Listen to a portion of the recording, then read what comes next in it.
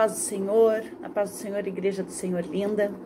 Eu quero trazer uma palavra para a sua vida nesta quarta-feira, pois nós estamos atravessando um tempo difícil e as pessoas têm estado um pouco ansiosas por causa do Covid-19, que já tem acometido muitas pessoas em todo o mundo, tem ficado doente, né? Já houve muitas mortes, mas as pessoas estão preocupadas devido à sua vida, devido à vida das pessoas que amam, né? Dos seus queridos, como também tem afetado grandemente na parte financeira. Muitas pessoas têm perdido o sono, preocupadas com o que vai ser o dia de amanhã. Mas o que a Bíblia nos diz em momentos como esses, né? Nós precisamos encontrar paz na palavra de Deus. Talvez você esteja apreensivo porque nós já estamos na quarta-feira, o final de semana já vai chegar, né? E não houve nenhuma liberação, as coisas estão ainda do mesmo jeito. Mas eu quero te pedir que você venha meditar nessa palavra, amém? Glória a Deus. E eu convido você a ler comigo a palavra no livro de Filipenses, que ela está no capítulo 4, do versículo 4 ao versículo 7. E a palavra de Deus, ela nos fala assim: regozijai-vos sempre no Senhor. Outra vez te digo, regozijai-vos. Seja a vossa equidade notória a todos os homens, perto está o Senhor. Em algumas traduções, ao invés de você ouvir regozijai-vos, está assim, ó, alegrai-vos sempre no Senhor. Outra vez te digo, alegrai-vos. Seja a vossa moderação notória a todos os homens, perto está o Senhor. Não estejais inquietos por coisa alguma, antes as vossas petições sejam em tudo conhecidas diante de Deus, pela oração, pela súplica e pelas ações de graças. E a parte de Deus, e a paz de Deus, que excede todo entendimento, guardará os vossos corações e os vossos sentimentos em Cristo Jesus. Em outras traduções diz assim, ó, e a paz de Deus, que excede todo entendimento humano, guardará os vossos corações e a sua mente em Cristo Jesus. Amém, minhas amadas?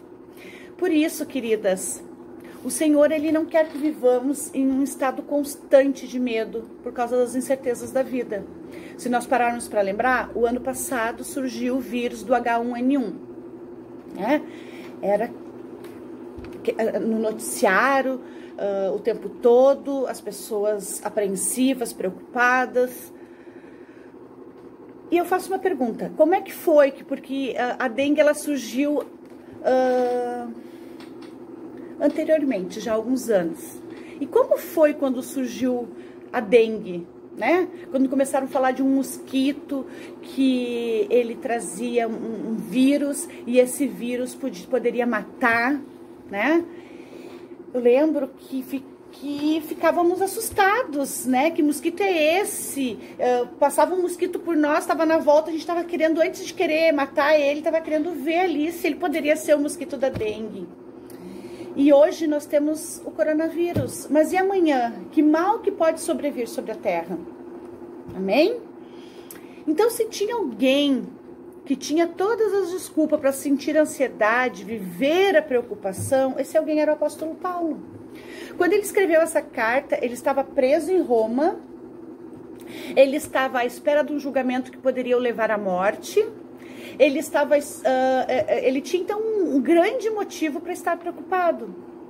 Mas além disso, dele estar preso, né, de ele vir a ser julgado, poder ser morto, ele estava ali escrevendo uma carta, ele estava preocupado com a igreja, né, de Filipos, porque a igreja estava vivendo um problema, porque os irmãos de Filipos, eles estavam em desacordo. Lembram de Evódia e Sintique? Que elas estavam brigando. Eram mulheres de Deus, grandes obreiras do Senhor, mulheres fundamentais, usadas por Deus na obra, ali naquela cidade, e elas não estavam se entendendo. Então Paulo, como ele se sente como pastor, né, como sendo o pastor ali daquela cidade, daquela igreja, como sendo o supervisor, ele não podia ir lá para tentar resolver esse problema, ele não podia ir lá para ministrar elas, para ministrar os irmãos. Ele apenas tinha que aquietar o seu coração no Senhor e escrever uma carta. Com certeza ele tinha grandes razões para viver as preocupações. E por isso ele vai nos ensinar. Paulo nos ensina o segredo da vitória na hora da preocupação. Amém? E o que é a ansiedade, amados? A ansiedade, ela é um medo de não estar no controle ou de se sentir-se vulnerável. A palavrinha grega que vai definir a preocupação, a ansiedade, é uma palavra que significa ser puxado em diferentes direções, divididos por dentro, mexidos por dentro, né? É como se as nossas esperanças nos puxassem para uma direção e os nossos temores nos puxassem para outra direção. E nós ficamos sem saber para onde ir. Então, o que acontece? Nós não saímos do lugar, nós estamos divididos, nós não estamos progredindo na nossa vida. A preocupação, ela não se encaixa na nossa identidade como filhos de Deus, como seguidores de Cristo. Nós temos apenas que confiar em Deus. Nós precisamos aquietar o nosso coração e descansar em Deus. Quando nós não lidamos com a causa da nossa ansiedade, ela vai permanecer durante longo tempo dentro de nós, causando todos os tipos de problemas emocionais e físicos. E essa é uma maneira que Deus quer e essa não é uma maneira que Deus quer que seus filhos vivam. Deus não quer que nós vivamos divididos, abalados emocionalmente. Deus não quer que nós vivamos doentes. Amém? E a ansiedade, ela baixa a nossa imunidade. Então, a ansiedade, ela gera problemas físicos, ela pode gerar, por exemplo, uma crise de ansiedade, que é o famoso piripaque. A pessoa chega lá no médico, passando mal, parece que vai morrer, né? Faz exames e os exames não aparecem nada. Aí o médico te diz, é um piripaque que você teve. E o que é esse piripaque? É uma crise de ansiedade. Aí você não vai morrer por causa do coronavírus, você não vai falir, a sua empresa não vai falir, você não vai perder seu emprego, mas aí você vai morrer de piripaque. Eu já tive uma crise de piripaque. Pessoa que não para, né? Tá sempre querendo agir na força do seu braço e preocupada com o dia de amanhã, com o que vai fazer, a hora que vai fazer. Um dia tive uma crise, pressão arterial foi lá em cima, fui pro médico, fiz exames, fiz eletrocardiograma e nada. Não era nada, era um piripaque que eu tive. Amém? E ali foi a luzinha vermelha. Opa, Sabrina, tem que se antenar. Vamos mais devagar, vamos se cuidar da tua mente, cuidar do teu corpo. Amém? E através disso, amadas, pode-se criar uma crise de pânico. Como fruto, né, dessas crises de ansiedade, começa a desenvolver uma crise de pânico. Porque a ansiedade, ela faz mal para o físico da gente, porque nós estamos divididos entre várias tensões da vida.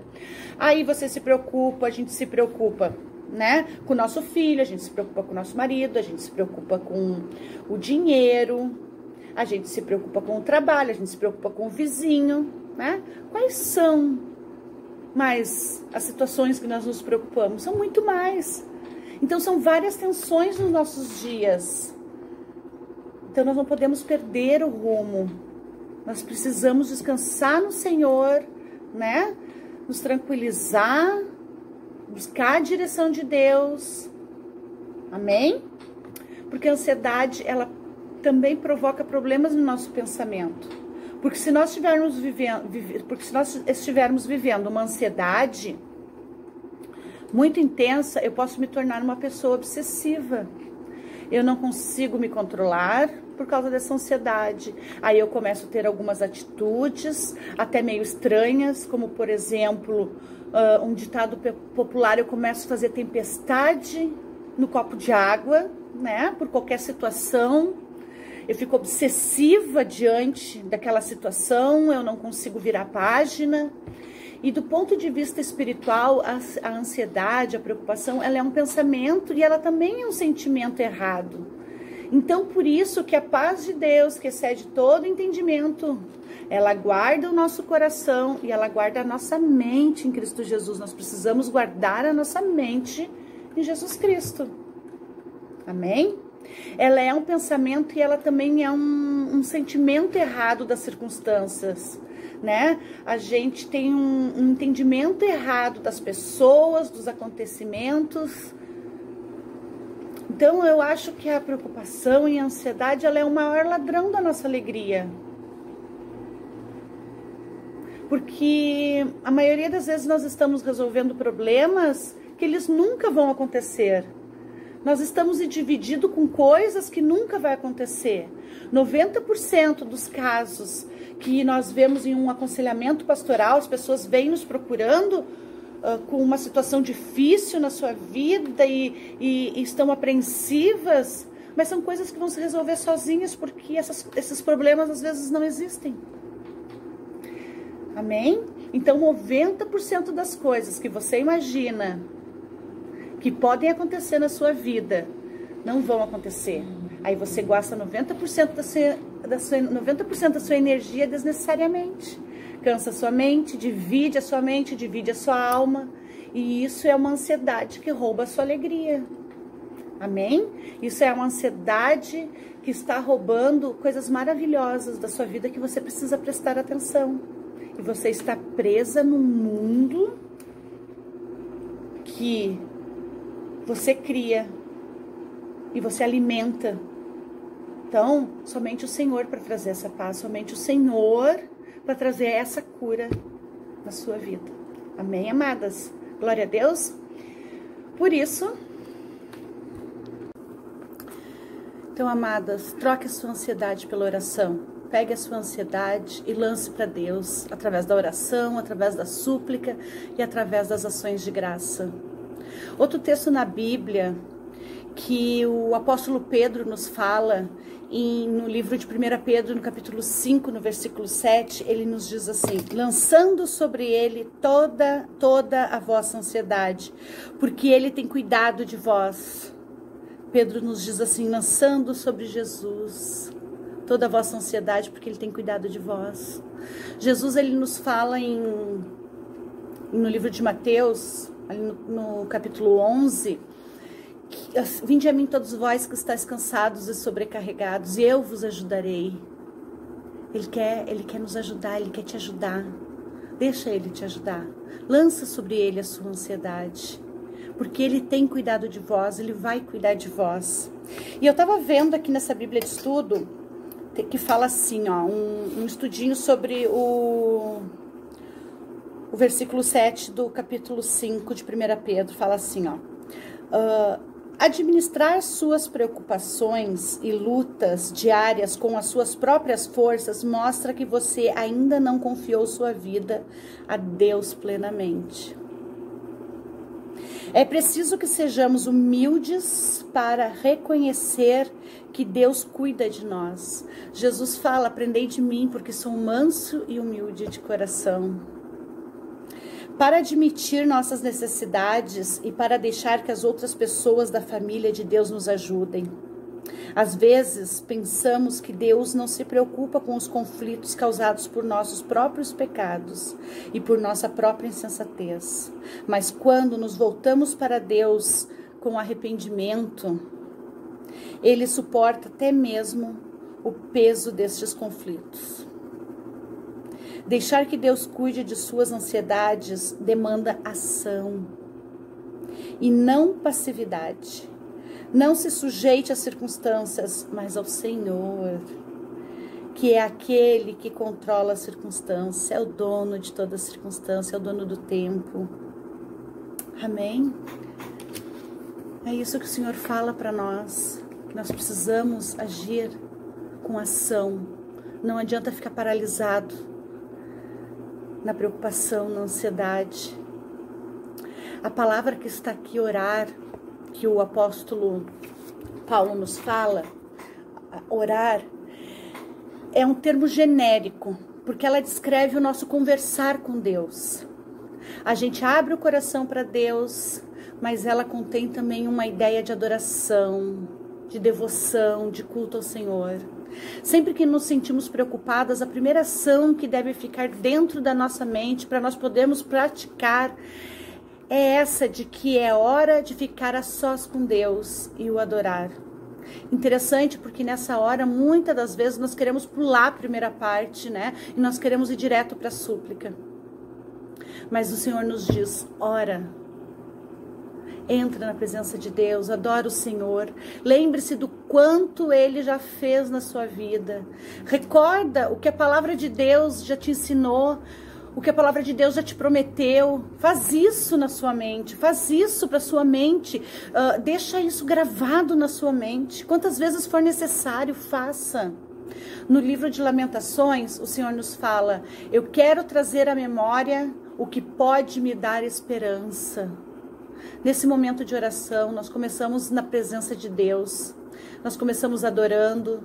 Interessante que quando nós estudamos o Pai Nosso, a oração que Jesus ensinou, nós percebemos que Jesus nos ensinou a iniciar adorando o Senhor. Como que Jesus começa? Pai Nosso que estás no céu. A primeira coisa que Jesus faz é adorar a Deus. Pai Nosso que estás no céu, santificado seja o teu nome. A gente começa adorando, lembrando tudo que Deus já fez.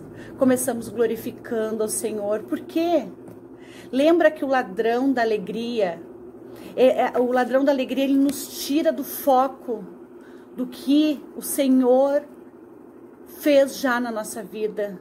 De que o Senhor tem o controle de todas as coisas. Deus não está dormindo no céu, Deus está agindo. Deus continua te amando, Ele continua a te amar, Ele nunca deixou de te amar. Não tem uma cortina separando você e Deus, porque a sala do trono ela foi aberta por Jesus e o véu que separava os homens dos santos, ele foi rasgado pelo poder da cruz de Jesus. Olha que tremendo, que forte isso. Nós não podemos nos esquecer disso. Isso tem que estar vivo em nós, assim como Cristo vive. Quando começamos a adorar a Deus, o Senhor se manifesta na nossa vida. E é interessante porque a Bíblia vai dizer que o Espírito Santo ele nos auxilia a orar. E orar no Espírito é algo tão lindo, é algo tão simples, porque quando nós começamos a adorar a Deus, o Espírito Santo, ele nos ensina a glorificar ao Pai e ao Filho. E o Espírito Santo, e o Espírito começa a agir na nossa oração. E até antes que nós começamos a súplica, a Bíblia diz que Ele intercede por nós com gemidos inexprimíveis. Minhas queridas, é algo tremendo que acontece quando nós estamos na presença de Deus. Nós temos que querer estar na presença de Deus. E isso não pode ser explicado, isso é milagre. A Bíblia diz que quando trocamos a nossa ansiedade pela nossa oração, nós começamos pela adoração, ali começa a entrar uma paz de Deus, a paz que excede todo o entendimento humano. E essa paz ela vai guardar nossa mente, ela guarda o nosso coração em Cristo. E isso é milagre. É milagre do Senhor, porque nós começamos adorando, e na adoração nós estamos trabalhando a nossa alma para definir uma coisa. Qual é o tamanho do teu Deus?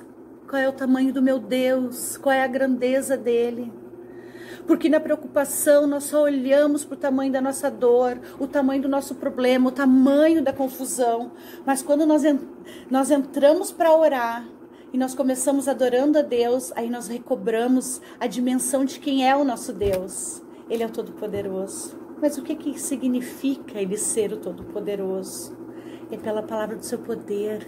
Nós temos que entender que Deus é todo poderoso não só da nossa boca para fora, mas Ele tem que ser o todo poderoso no nosso entendimento, vivo, firmado isso em nossas vidas, na nossa mente, no nosso coração. Ele disse uma palavra e criou-se a luz. Tudo Ele criou do nada pela sua palavra. E quando nós começamos a adorar, nós dizemos assim: Tu és o Todo-Poderoso. E na adoração, que é parte da nossa oração, a paz de Deus, que excede todo entendimento, guarda o nosso coração e a nossa mente em Cristo Jesus. Mas então, depois da adoração, nós vamos lançar sobre Deus toda a nossa súplica, toda a nossa ansiedade. E esse é o segundo passo, o suplicar. Nós já adoramos ao Senhor, agora nós vamos lançar sobre Ele a nossa súplica. E o que é suplicar? É partilhar sincero das nossas necessidades e dos nossos problemas. Não há lugar para uma oração superficial sem sinceridade. Nós temos que abrir o coração, falar para Deus os nossos medos, falar para Deus as nossas angústias, as nossas inseguranças, para que Ele possa tratar nossa alma. Não adianta eu ficar repetindo frases feitas por outras pessoas. Eu tenho que deixar Deus tratar a minha alma. Amém? E eu vou falar agora com esse Deus que é todo poderoso, que Ele me convidou para entrar na sala do trono dEle. Eu vou falar para Ele o que está doendo na minha alma. Aquieta-te a minha alma, aquieta-te a minha alma. E o que está me preocupando e quais são os meus medos. E é tremendo porque quando nós estamos na presença de Deus, nós podemos sentir a presença dEle. O Senhor, Ele se manifesta. E oração para mim não é monólogo, que eu falo. Eu vou ter um diálogo com Deus, onde o Espírito de Deus, a palavra de Deus, as coisas de Deus vão me revelar a presença de Deus. E eu vou ter respostas. Eu não vou sair dali vazia. Eu não vou apenas me esvaziar e sair vazia, não. Eu vou sair dali com as respostas do Senhor. Então, amadas, eu vou ter um diálogo com Deus. E nesse diálogo que eu vou ter com Deus, eu vou esperar nele as suas respostas. E as respostas de Deus podem não ser somente promessas para as nossas vidas. As respostas de Deus podem ser argumentos da sua grandeza. Nós podemos ver isso no exemplo da vida de Jó.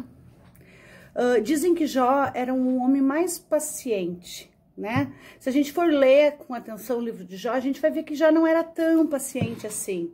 Tem hora que ele está bravo e diz a Deus: olha, Senhor, eu quero um acerto contigo, o negócio não está bom, julga a minha causa.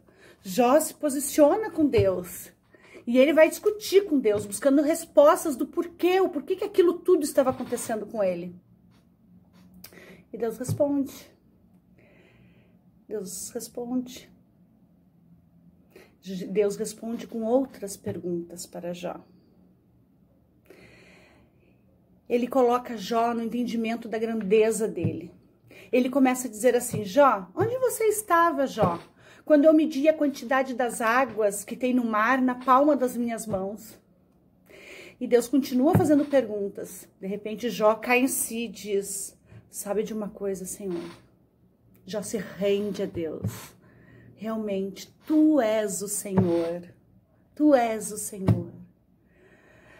Às vezes as respostas de Deus não são aquelas que nós estamos buscando, mas elas são a manifestação da grandeza, do poder de Deus. Não é que Deus não nos responda, não é que Deus não haja, não é que Deus não intervenha, não é que Deus não faça milagres. Mas quando nós lançamos sobre Ele toda a nossa ansiedade, através da oração e da súplica, Deus vai nos revelando o governo dEle. E vai nos revelando, junto com o seu poder, com a sua grandeza, para nós irmos tendo entendimento. Nós vamos entendendo no detalhe. Nós temos a tentação de imaginar que tudo o que acontece no mundo, no universo, é por causa de nós, né? Ou em função da gente, porque a gente só consegue enxergar ao nosso redor. E de repente Deus diz assim: tudo nesse universo tem um propósito que eu vou revelar para você um dia. Eu sou o Senhor dos céus e da terra. É isso que Deus nos diz. E é por isso que na oração do Pai Nosso, a gente vai dizer assim: venha o teu reino, faça a tua vontade. Ou seja, que esse governo do Senhor, que eu não estou conseguindo entender, que ele venha se manifestar na minha vida e que se faça aqui na terra a vontade do Senhor da mesma maneira que essa vontade, ela é feita no céu. Aí, nesse momento de súplica, Deus está trabalhando na nossa alma. Deus está trabalhando nas nossas emoções. Deus está trabalhando na nossa percepção de vida. E nós vamos deixando o Espírito Santo trabalhar. E nesse fervor de quem se derrama e entra no combate da fé, na busca da intervenção de Deus, na manifestação do Todo-Poderoso, então nós começamos a ganhar a dimensão de que Deus pode, que Deus vai fazer grandes coisas na nossa vida e que realmente Deus nos ama. Por isso a súplica é como uma batalha. Nós estamos lutando contra as circunstâncias, nós estamos lutando contra o inimigo, nós estamos lutando contra nós mesmos, com aquilo que está em revolução em nós. O Senhor é aquele que vai direcionando a nossa vida segundo a sua vontade. Isso é o que diz em Colossenses, o livro de Colossenses, ele fala: sauda-vos, Epáfras, que é um de vós, servo de Cristo Jesus, e que sempre luta por vós em suas orações. É a intercessão. Amém? Então nós não podemos deixar de orar por nós mesmos, pelas nossas atribulações, pelos nossos medos, aquilo que está nos gerando ansiedade. Nós não podemos deixar de orar pelas pessoas que nós amamos, as pessoas que nós queremos bem. Nós não podemos deixar de orar pela circunstância que nós estamos vivendo, porque as coisas acontecem quando o Todo-Poderoso decreta do seu trono e nós chegamos na sala do trono e nós dizemos: Senhor, eu não saio daqui sem a tua resposta. Eu preciso da tua resposta, Senhor. E nisso nos faz lembrar de Jacó. É tremendo porque Jacó, ele acha que pode lutar com Deus. Por isso que ele vai sair com a coxa marcada. Para ele lembrar de que Deus sempre é o vencedor. Mas por que Deus se comoveu com a intensidade da busca de Jacó? E Deus acabou derramando a bênção que ele buscava. Amadas, porque Deus ama quem o busca. Deus ama aquele que sabe que é no Senhor que nós vamos ter vitória. Amém?